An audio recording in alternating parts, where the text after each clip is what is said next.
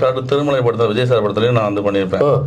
So அதில் வந்து பார்த்தீங்கன்னா விஜய் சார் வந்து காரில் வந்து ராமி காரில் வந்து நல்ல ஸ்பீடில் வந்துட்டு வண்டி அப்போ தூக்கி போட்டு போவாங்க. ஸோ அந்த ஷாட்டும் நான் தான் பண்ணேன், விஜய் சார் டூப் போட்டு.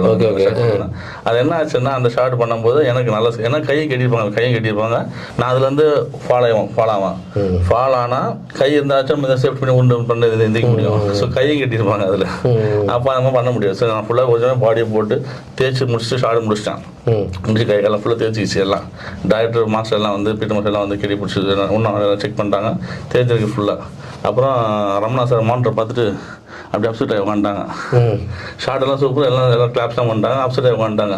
என்ன அப்படி சொல்லிட்டு நானும் ரெடி கையில் ஃபுல்லாக டிஞ்சர் எல்லாம் போட்டு உட்காந்துட்டு இருக்கேன். அப்போ சின்ன ஏஜ் தெரியாது, அப்போ எரிச்சல் இருக்கேன் உள்ள அவ்வளோ எரிச்சல் வலிக்கும், அடிபடுவோம், இம்பாக்ட் உருண்டு போயிருப்பேன், நல்லா அடிபட்டு இருக்கும்.